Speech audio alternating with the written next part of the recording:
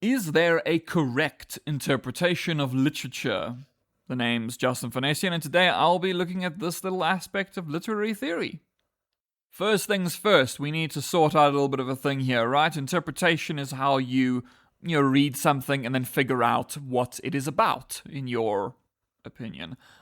This is also why interpretation is subjective. So, while we can develop these various systematic approaches to literature, which if you're not sure about that term, please feel free to go and check out the video about systematic approaches, because it is a thing. But basically, a systematic approach is something that is trying to it's not trying to be just spontaneous. It's not trying to just go, oh, I just immediately perceive something and think, oh, that's pretty. Instead, a systematic approach would be trying to sit and understand why it is pretty. So, in literary theory, we can come up with all sorts of systematic approaches to literature. However, the actual interpretation of the literature is still ultimately subjective. The reason for this is actually quite simple, right? If you like a book, you like that book. And you're not going to have that changed by someone, especially someone that's deemed an expert, saying that you should not like it. That isn't how it works. If you like something, you like it. You might want to then try to understand why you like it, which would then allow you to interpret yourself more deeply and try to come up with a systematic approach to that. But it doesn't change the fact that you liked it or you didn't like it, right? Now, when it comes to, writing about things like this, if you can substantiate yourself, then any interpretation is theoretically correct. Now, the reason I'm saying you have to be able to substantiate, because you can't, for instance, read Lord of the Rings, right? Which is about a fantasy story, a fantasy world, blah, blah, blah. You can't say, well, obviously, Lord of the Rings is sci-fi, because it has spaceships in it and aliens.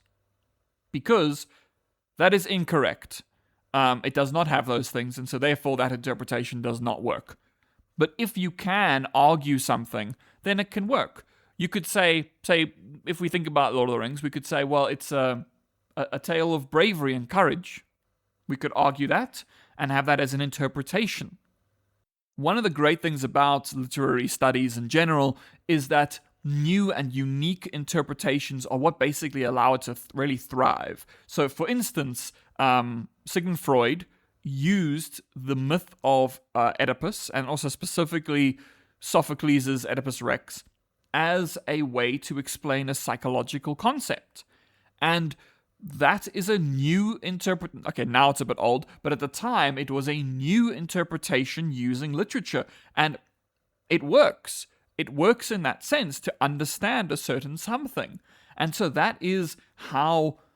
there's no such thing as just one particular interpretation. There are many interpretations, and you can reinterpret and figure out new interpretations based on a variety of factors.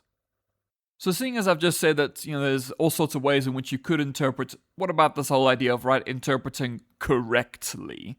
Well, the idea of a correct interpretation is a very, very loaded idea. It's also very reductive. Saying that there is a correct interpretation to a piece of literature means that there is only one way to interpret it, and that is not true. You can't have, 5 correct interpretations. That must mean that there are different ways to interpret something, not one unified correct way to do it. So that is something to keep in mind.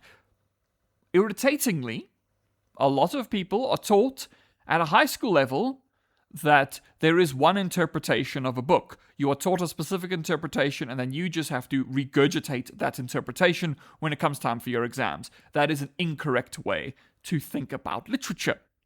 Don't do that. Don't say there is only one way to interpret this. Now, something else that's a bit annoying is that we tend to associate an expert's interpretation with the correct interpretation. Now, an expert, someone who knows a lot about a thing, could give a very, very interesting, good interpretation. But that does not actually mean that it is the correct interpretation. That's not how it works. That's not how literature works. You can't just say there is a correct and an incorrect way to do things.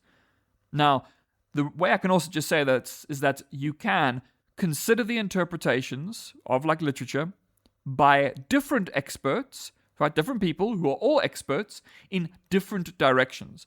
So I say here, for example, basic literary theories linked to the communication model. So in that sense, I'm saying things like, if I wanted to have a message-centered literary theory, then that is one way in which I could interpret something, and I could do it in an expert way. I could interpret it based on the idea that we should be paying attention to specifically what is in the text and nothing that is outside the text. And so I would be formalistic in that particular way, and that would not be an incorrect thing to do, but it would be missing things. Now, I could also say, all right, I want to look at literature not as the text itself, but I want to look at how people react to the text. That is also leaving things out, because no matter what you do, you cannot look at everything. It is impossible. You kind of have to pick a lane and stick to it. And that's why there are many different interpretations by many different experts in many different ways that come to different conclusions. And that is not a bad thing. That is a very, very good thing. So, the main thing to keep in mind really is you need to substantiate your work. You need to have evidence for what you are saying. So when educators, right, like me, I'm someone who marks things quite a lot. So educators, we want to see your interpretations. We want to see how you think about a thing. But that's why you shouldn't be using phrases like, I think. Because we don't actually want your opinions. Your interpretation isn't just an opinion. An interpretation is subjective, but it's not just an opinion. An opinion is, I don't know, I don't like Top Gun. That's an opinion. I don't have to substantiate that. I don't have to argue it. I can just say, I don't like that movie, and that's fine. There's nothing wrong with that. The same thing I could say that I do like a movie. That's also, I don't have to explain myself necessarily. But if I'm trying to say, write an essay about it, then we want to see proof. I can't just say, I don't like Top Gun.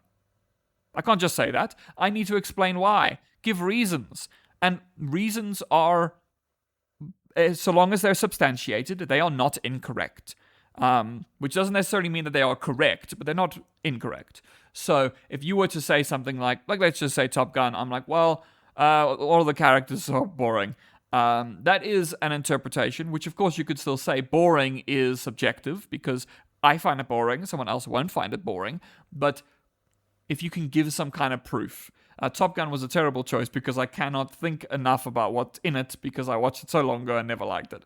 But take any text and you can look at it in that way, so long as you can substantiate what you're saying. Give reasons for it. Don't just say, I think, or in my opinion. Your opinion doesn't matter. What matters is what's in the text and how you are using it to argue your point. This is also why you need to be willing to take a risk with an interpretation. Come up with your interpretation, how you see it, but then stick to what's in the text and what is around the text. Don't go wandering off somewhere with something that's completely unrelated. You need to stick to it, and if you can do that, you're never actually wrong, so long as you know how to argue. If you can argue your interpretation, if you can substantiate your interpretation, then that is a good thing, because we want to see how different people think. Because different people think in different ways, and if different people think in different ways, then the people can learn from them. You can all learn, everyone can learn from everybody, because we all have different ways of thinking. Now, this is also why I say here, find a theoretical framework and go from there. So a theoretical framework in literary theory helps a lot, because a theoretical framework is a way in which you are interpreting something. So let's say I want to interpret a thing. I'm going to say, I'm going from a formalistic perspective, which means I'm going to focus on the form, the formal characteristics, which would be, in terms of a book, that would be the words themselves, the actual sentences, what is there, what is actually in there. Not the story, not who wrote it, not who's reading it, just the actual text. So you find that, and then you focus on that thing, and that can help you. So ultimately, I just want to say you can do it. You can do it. You can understand literature and figure out literary theory and be able to apply these things in places that you might not have thought of before. You are very much capable of it. It is not something difficult. It's just something that takes a little bit of practice. And that's where we're going to end off this one. If you have any further questions about this or any other topic, feel free to just pop a question in the comments. Also, please do the usual YouTube things, right? Like and comment and share and subscribe and click the bell thing. There's all sorts of things you can do. We're going to be making lots of educational content on here about literary theory because this is what we know and understand and what we like. And so maybe you will also know and like and understand it after you've learned some things. You never know. So, if you enjoyed this, please have a great rest of your day. And if you didn't enjoy this, also please have a great rest of your day. No matter what, have a great rest of your day. And literature's pretty cool. So, why not think about it a little bit more? And goodbye.